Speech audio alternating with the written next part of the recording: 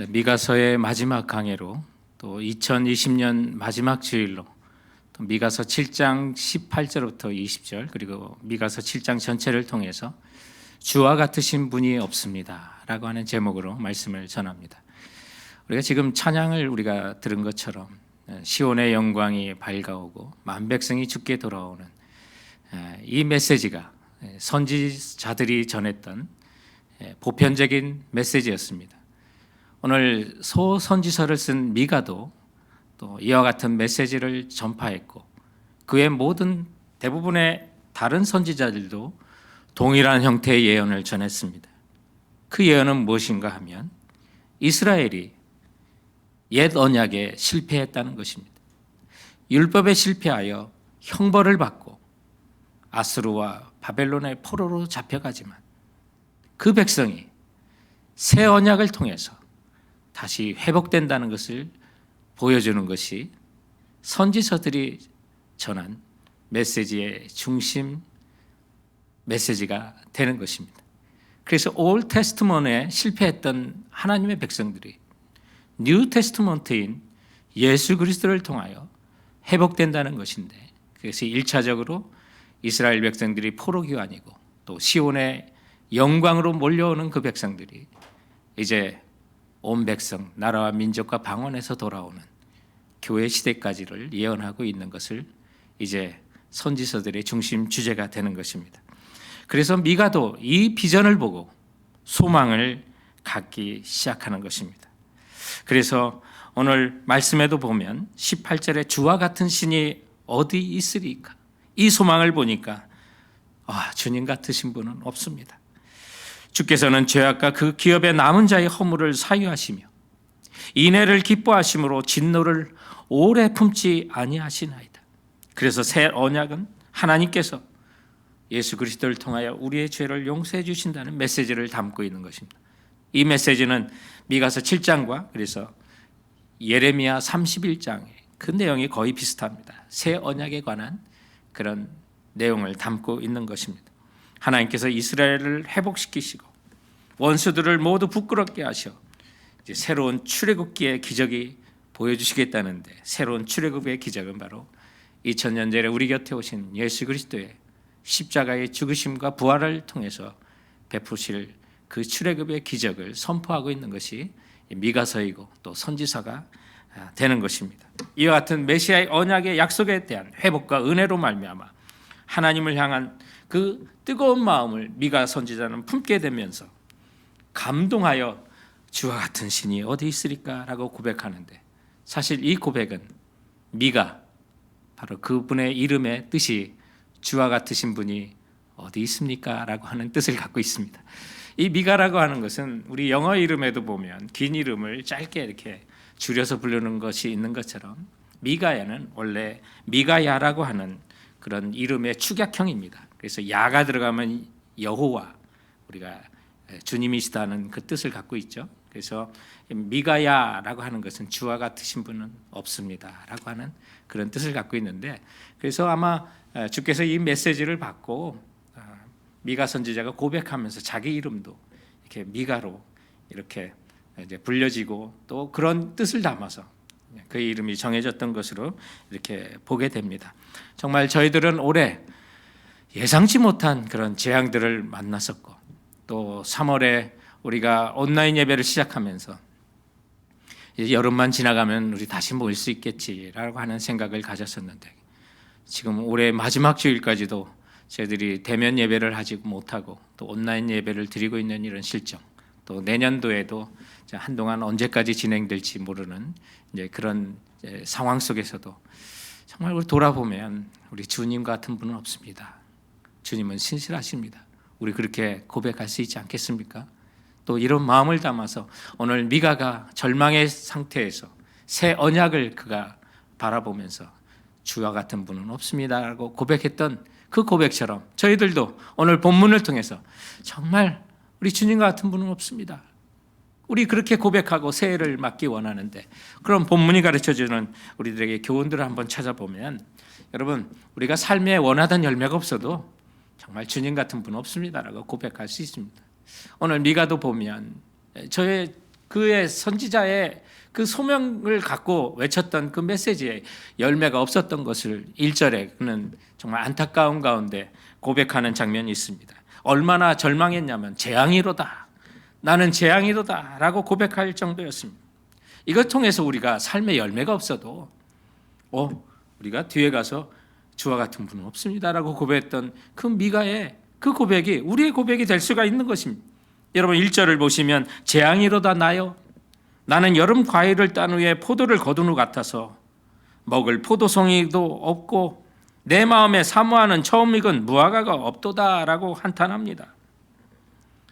여기서 말하는 미가는 말하는 그 열매는 그가 회개의 메시지를 선포하여 돌아오는 그 영혼들의 열매를 말하는 겁니다. 그래서 여름 과일을 딴 후와 포도를 거둔 후와 같아서 비웁니다. 진짜 열매가 아닙니다. 지금 미가가 먹을 포도가 없고 먹을 무화과가 없어서 지금 한탄하는 것이 아니라 그가 바랐던 진짜 열매는 하나님의 메시지를 가지고 회개를 촉구하고 영혼들이 주께 돌아오기를 바라면서 외쳤던 그 메시지에 대한 그 결과가 없었다는 것입니다. 그럼에도 불구하고 그런 열매가 없음에도 불구하고 하나님만을 바라보고 주와 같은 신은 없습니다 라고 그가 고백했다는 사실을 기억하십시오.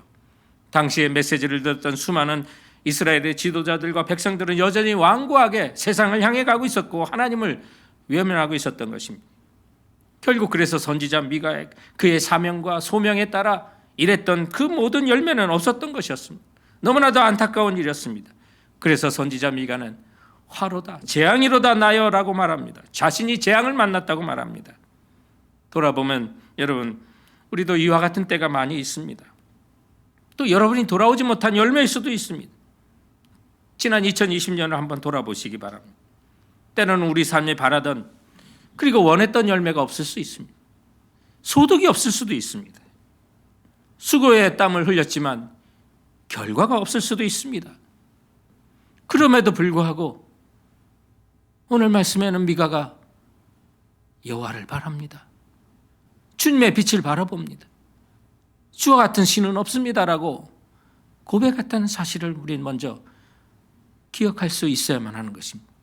그뿐만 아니라 미가는 사람과 세상으로부터 철저하게 절망을 하는 장면들을 보게 됩니다. 하나님의 공의와 사랑에서 사람들이 멀어졌습니다. 뿐만 아니라 세상도 하나님의 공의와 사랑으로 돌아오라고 외쳤건만 그 세상도 점점 세상을 향해 가고 하나님의 공의는 무너지고 사랑은 무너지면서 미가는 재앙이로다 나여라고 외쳤던 것입니다. 그래서 2절과 3절에 보면 경건한 자가 세상에서 끊어졌고 정직한 자가 사람들 가운데 없도다. 무리가 다 피를 흘리며 매복하며 각기 그물로 형제를 잡으려 하고 두 손으로 악을 부지런히 행하는도다. 그 지도자와 재판관은 뇌물을 구하며 권세자는 자기 마음의 욕심을 말하며 그들이 서로 결합하니. 성도 여러분, 오늘 미가와 같은 실망을 올 한 해 여러분도 했을 가능성이 있습니다. 사람에게 실망하고 세상에 절망할 수도 있습니다.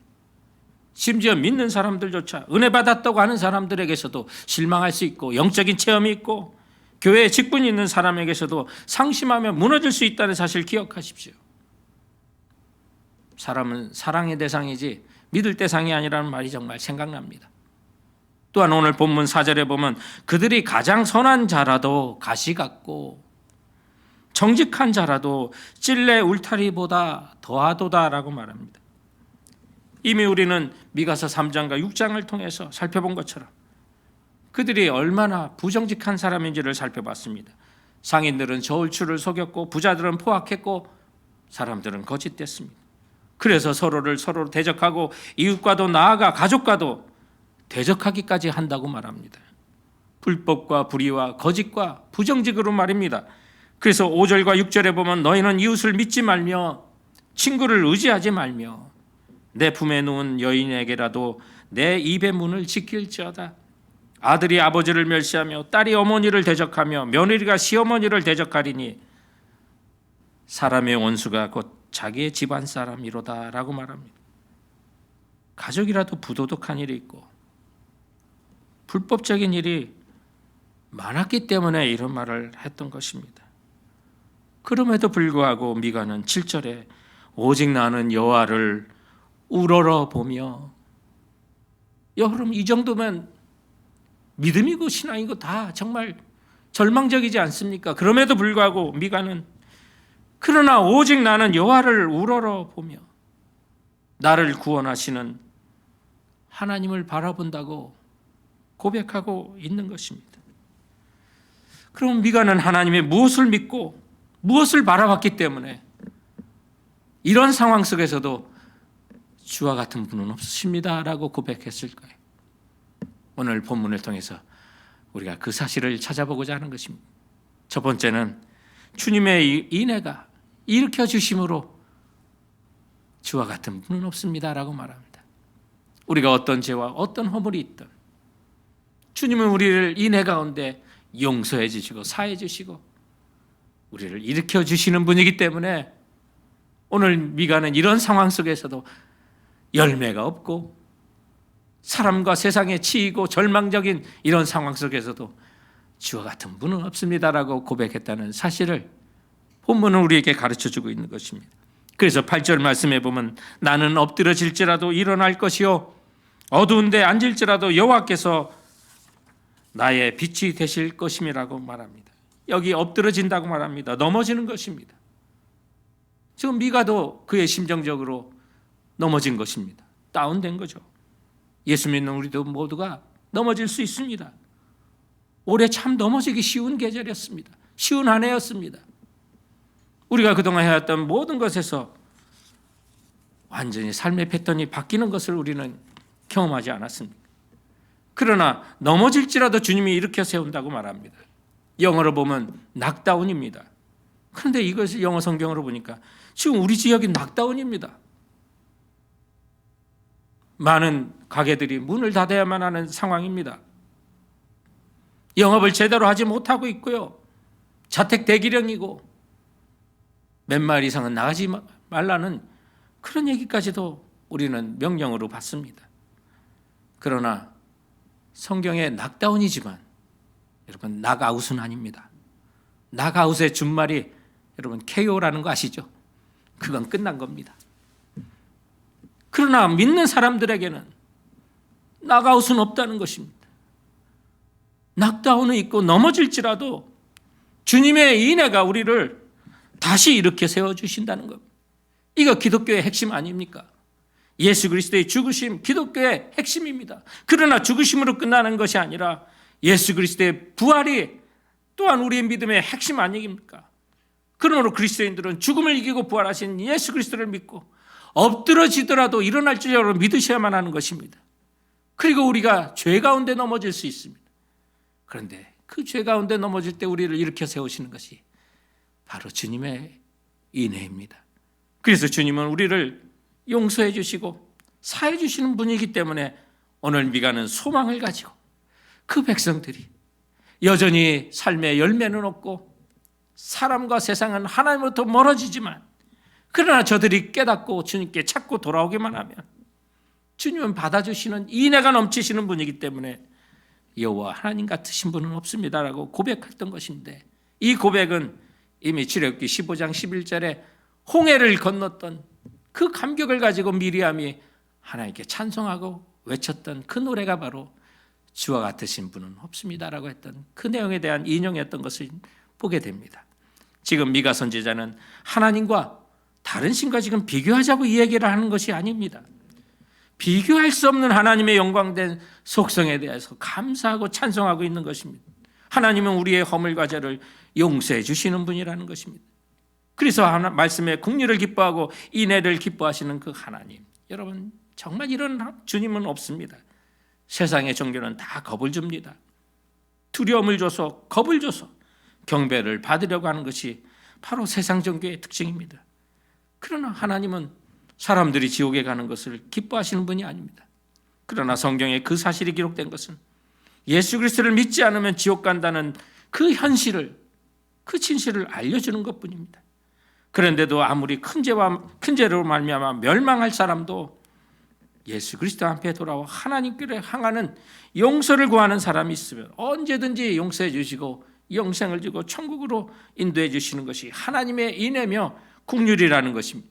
이 사실 때문에 이스라엘 백성들의 소망이 생긴 겁니다. 저들이 포로로 잡혀가더라도 그동안 우리에게 있었던 것이 정말 복이었다. 우리들이 함께 주일에 모여서 예배했던 것 우리가 못 모이니까 그게 정말 큰 축복이라는 것을 알잖아요. 이스라엘 백성도 하나님의 백성이라는 이 특권과 사명을 잊어버리고 포로로 비로소 잡혀갔을 때 고토를 그리워하고 시온을 그리워하면서 눈물로 그 땅을 그리워했습니다. 그리고 그들이 회개할 때 하나님께서 약속한 때 그 백성을 돌아오게 하셨던 그 약속을 받고 지금 미가가 주와 같은 분은 없습니다라고 주님을 노래하고 있는 것입니다. 그래서 18절 19절에 보면 주와 같은 신이 어디 있으리이까. 주께서는 죄악과 그 기업의 남은 자의 허물을 사유하시며 인애를 기뻐하심으로 진노를 오래 품지 아니하시나이다. 다시 우리를 불쌍히 여기셔서 우리의 죄악을 발로 밟으시고 우리의 모든 죄를 깊은 바다에 던지시리다 고백합니다. 여러분, 정말 이 찬양을 부를 수 있는 사람은 주께 돌아오는 사람입니다. 믿음으로 끝까지 승리하는 남은 자만 이것이 가능한 것입니다. 그래서 이 말씀에도 보면 남은 자에게 은혜를 주시겠다고 말합니다. 로마서 9장 27절에도 보면 또 이스라엘에 관하여 외치되 이스라엘의 뭇 자손의 수가 비록 바다의 모래가 들지라도 남은 자만 구원을 얻으리니라고 말합니다. 이것이 선지자들의 예언이었고 이사야의 예언이었고 또한 사도 바울이 로마서에서 우리들에게 확증하며 선포하고 있는 것입니다. 하나님의 인애와 긍휼은 아무에게나 베푸는 것이 아니라 받아들이고 주께 돌아오는 자들에게 베푸시는 은혜라는 것입니다. 그런 자들에게는 주님께서 18절에 죄악을 사유하시며, 여기 용서해 주신다는 그런 표현인데 죄악을 사유해 주신다는 말이 라사라고 하는 히브리어인데 그게요, 씨름 선수가 사람을 이렇게 등으로 올려서 냅다 뒤로 후려치고 떠나보내는 그 장면을 말합니다. 그래서 사람을 던졌을 때 씨름 선수가 그 사람을 끝까지 쥐고 있는가요? 그렇지 않습니다. 한번 던져버리면 끝나는 것. 바로 주님께서 남은 자에게, 끝까지 믿음을 지키는 자에게, 주님께 돌아오는 자에게 저들의 죄와 허물을 그저 냅다 던져 버려주신다는 그런 은혜를 주께서 우리에게 약속하고 있는 것입니다. 우리가 넘어져도 다시 일어날 수 있는 것은 바로 우리의 죄와 허물을 언제든지 용서해 주시고 주께 돌아오는 자들에게는 주님의 인애로 우리를 일으켜 세워주시기 때문에 성도 여러분, 우리에게 소망이 있고 주와 같은 신은 없습니다. 우리 주와 같으신 분은 없습니다라고 고백할 수 있게 되는 것입니다. 지금 2020년을 정리하는 마지막 주일입니다. 그리고 새해 2021년을 시작해야 될 시점 앞에 있습니다. 그 어느 때보다 우린 우리의 죄와 허물을 용서해 주시는 이 은혜, 그 은혜가 정말 필요한 때가 되는 것입니다. 그렇다면 우리가 새해 소망을 품기 전에 과거를 돌아보고 회개와 정리가 필요한 것입니다. 그런데 우리는 무엇으로 우리가 회개하고 무엇으로 우리를 깨끗하게 할 수 있겠습니까? 성경 말씀 시편 119편 9절에 보면 청년이 무엇으로 깨끗하게 하리까? 그 행실을 깨끗하게 하리까? 주의 말씀을 따를 뿐입니다 라고 고백했습니다. 여러분, 우리들에겐 거울이 있습니다. 기준이 있습니다. 무엇이 죄인지, 어디서 벗어났는지 주께서 말씀을 주셨습니다. 그 말씀에 비치며 우리가 무엇을 회개하고 새 출발을 해야 될지 다시 한번 점검해야만 하는 것입니다. 카지노의 실내에는 없는 것 3개가 있답니다. 그것이 뭐냐면 첫째, 거울입니다. 둘째는 시계입니다. 셋째는 밖이 투명하게 보이는 창문이 없답니다. 이건 카지노 비즈니스의 철칙이랍니다. 그래서 어디를 가든 그 실내에서는 시계를 볼 수 없고 거울을 볼 수 없고 밖을 내다보는 창문이 없답니다. 왜요? 이 3가지가 자신을 돌아보게 하는 역할을 하고 있거든요. 오랫동안 그 카지노 앞에 정말 중독이 되어 있는 사람들, 자기 자신의 그 몰골을 보면 깜짝 놀라가 돌아설까 봐 거울을 갖다 놓지 않는답니다. 또 시계를 통해서 아이고 늦었네, 하루가 지났네, 그렇게 깨닫도록 하지 않기 위하여 시계가 없고요, 밖이 어두운지 밝은지 알 수 없도록 밖을 보는 창문이 있을 수 없다고 말합니다. 그래서 저들이 더욱더 깊이 도박에 빠져들게 하기 위함이라고 합니다. 우리 인생도 마찬가지죠. 내 인생의 거울과 시계와 창문을 바라보지 못한다면 지금 내 모습이, 지금의 상태가 어떤지 우리는 바라볼 수가 없는 것입니다.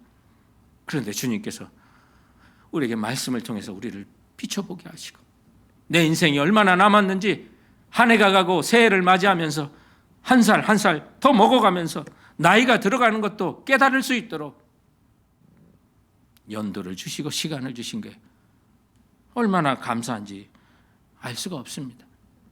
저는 이번 한 주간 잠시 본 그 동영상에 잊혀지지 않는 장면이 있습니다. 강원도 산골, 아주 깊은 산골에 화전민을 방송국에서 취재를 나가는데 얼마나 깊은 산골인지 카메라맨과 방송 관계자들이 헐레벌떡 숨을 몰아쉬면서 그 깊은 산골에 차도가 없는 곳에 산을 올라가는데 그곳에 할아버지 한 분이 마을 사람 다 떠난 지역에 화전을 이끌고며 밭을 가꾸고 있는 그 장면에서 저는 잊을 수 없는 장면이 나옵니다. 할아버지 하고 방송 관계자가 부르는데 할아버지가 말합니다. 아이고 토요일에 온다더니 왜 벌써 왔어? 방송 관계자가 얘기해요. 할아버지 오늘이 토요일이에요. 시간을 알지 못하고 살아가는 그 장면.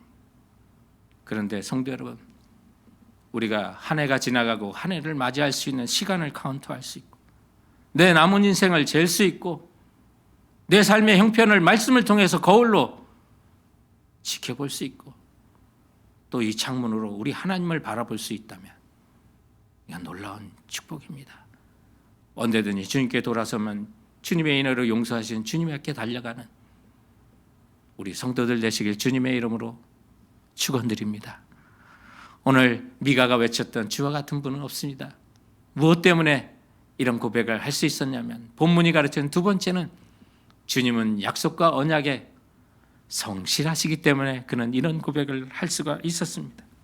그래서 20절에 보면 주께서 옛적에 우리 열조에게 맹세하신 대로 야곱에게 성실을 베푸시고 아브라함에게 인애를 더하시리이다 라고 말합니다. 하나님께서 야곱과 아브라함에게 맹세하셨던 것이 무엇입니까? 내가 내게 큰 복을 주어 내 씨로 크게 성하게 하고 하늘의 별 같고 바다의 모래 같게 하고 내 씨로 천하 만민이 복을 얻는다고 하신 이 언약을 기억하게 하는 것입니다. 믿음으로 말미암아 우리 모두가 야곱과 또 아브라함의 영적인 자손이 되지 않았습니까? 그러면 그들에게 주셨던 언약의 그 인애의 신실하심은 오늘 우리들에게도 여전히 주어지는 것입니다. 미가는 바로 이 언약을 바라보고 주님이 자기에게 주신 복을 바라보기 시작합니다.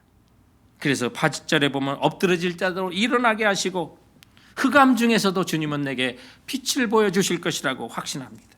그리고 9절에는 하나님의 공의를 마침내 이 백성이 볼 것이라고 말합니다.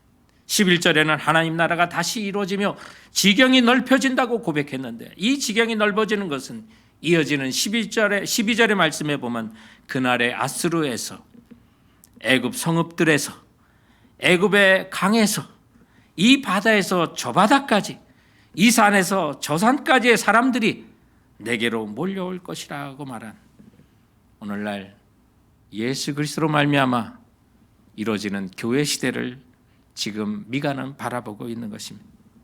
미가가 전한 이 언약의 말씀은 하나님이 신실하심으로 말미암아 유다 백성이 아스로와 바벨론에서 포로 생활에서 돌아오는 것으로 1차로 이루어졌고 또한 주의 이 언약의 성실하심은 우리가 지난주 살펴본 것처럼 정말 베들레헴에 태어나신 예수 그리스도로 말미암아 또한 성취되었고 그리고 열방의 모든 백성이 주님 앞에 돌아오는 이 사건들을 인해서 교회 시대를 통해서 우리는 미가가 바라봤던 이 언약이 얼마나 성실하게 이루어지는지를 우리는 지금 살펴보고 있는 것입니다. 그렇다면 지금 또한 남아있는 주님의 언약은 우리는 확신할 수가 있습니다. 주님은 신실하셔서 반드시 이루어 주실 것이라는 사실입니다. 저는 이 고백, 미가의 고백이 우리 성도들이 작년 송구 영신 예배와 또 신년 예배에 주신 2020년 각 가정의 기도 제목을 보면서 다시 한번 저는 주님께 주와 같은 분은 없습니다라고 그렇게 고백할 수 있었습니다. 지난주는 이제 마지막 한 주를 남김으로 신년 초에 그 각 가정의 기도 제목을 작성한 우리 교우들에게 그 내용을 다시 한번 다 보내드렸습니다. 그리고 성도님, 지난 1년간 이 기도 제목에 어떤 변화가 있었고 또 어떤 응답이 있었는지 물었습니다. 그 내용을 보니까 정말 우리 하나님은 신실하신 분입니다. 10대뿐만 간추려서 소개해드리면 위의 모든 기도 제목을 들어주신 한 해였습니다. 또 어떤 분은 저희 1년 전 기도 제목들이 다 잘 이루어져 그저 감사합니다. 그뿐만 아니라 진행형도 많았습니다. 하나님의 때에 다 이루어 주실 것을 믿으며 감사를 드립니다. 어떠한 저의 모습에서 하나님께서 인도하고 계심을 봅니다. 저의 마음과 가정은 하나님께서 계속해서 일하시고 계신 것 같아요. 우리 온 가족 모두 다 올해 마음의 평안이 온 것이 달라진 것 같아 감사할 항목이 생겼습니다. 하나님은 살아계셔서 우리의 기도를 들으시고 우리의 아픈 상처를 어루만져 주시고 우리의 부족한 부분은 채워주시며 연약함의 능력이 되어주시고 낙심 중에 소망되시며 질병도 회복시켜 주실 것을 믿습니다. 미완성된 삶도 완성된 삶으로 바꿔주실 것을 확신하며 감사드립니다. 또 어떤 분은 코로나로 인해 그 무엇도 할 수 없다는 생각으로 꽉 찬 제 생각을 성경 읽기와 듣기로 제 삶이 분주해졌고 그동안 시간이 없다는 이유로 해져 있던 말씀에 대한 것도 깊이 묵상하고 주님께 한 걸음 다가갔다는 생각이 들어 내심 흡족해 했습니다. 하나님은 코로나를 통해서도 일하고 계심을 느끼게 되었습니다. 또한 어떤 분은 코로나 사태로 남편과 집에서 함께 주일 예배를 지키고 예배를 드리며 말씀의 은혜 받고 주님을 향한 마음이 조금씩 열리게 인도하심을 무엇보다도 감사드립니다. 성도 여러분, 우리는 그 어느 때보다 힘들고 어려웠던 한 해를 우리는 지나왔습니다. 그러나 이런 상황 속에서도 우리 하나님은 변함없이 일하시고 계심을 찬송하지 않을 수 없습니다. 왜요? 주의 언약이 성실하심으로 말입니다. 그러므로 우리는 다 같이 빌립보서 1장 6절로 주님께 고백할 수 있습니다. 너희 안에 착한 일을 시작하신 그리스도 예수의 날까지 그분께서 또한 이루어 주실 것을 확신합니다. 이 고백이 우리의 모두 고백이 아니겠습니까? 비록 세상과 사람에서 실망하고 삶의 열매와 소출이 없어도 우리의 죄와 허물을 용서해 주시는 인내하시는 우리 하나님, 또한 우리의 약속을 언제나 성실하게 지키시는 우리 주님으로 인해 주와 같은 분은 없습니다라고 고백하며 2020년 우리가 마지막을 정리하고 2021년 새해 주께서 주실 새 소망을 품는 우리 모두가 되었으면 하는 것입니다. 저는 마지막을 주의 말씀에 은혜 받은 어느 요리사가 주의 은혜로 새해를 정리하며 한 해를 정리하며 새해를 기다리며 쓴 결심을 여러분과 나누면서 이 고백이 또한 우리의 고백이 되길 원하는 것입니다. 그의 고백에 따르면 주의 은혜로 한 해를 마치며 사랑은 매일 먹는 밥처럼 항상, 감사는 밑반찬처럼 항상 차려놓고, 이해는 뜨거운 찌개를 먹듯 천천히, 용서는 동치미 먹듯 시원하고 쿨하게 삼키고, 상처는 계란처럼 잘 풀어주고, 오해는 잘게 다져 이해와 버무리고, 의심은 썩은 감자 잘라내듯 단칼에 잘라내고, 은혜와 감동은 국수의 면처럼 길게 길게 기억하고, 슬픔은 설거지를 한 후 버리는 물과 함께 영원히 떠나보낸다고 하는 그의 고백이 올 한 해를 마무리하는 우리 모두의 고백이 되길 주님의 이름으로 축원드립니다.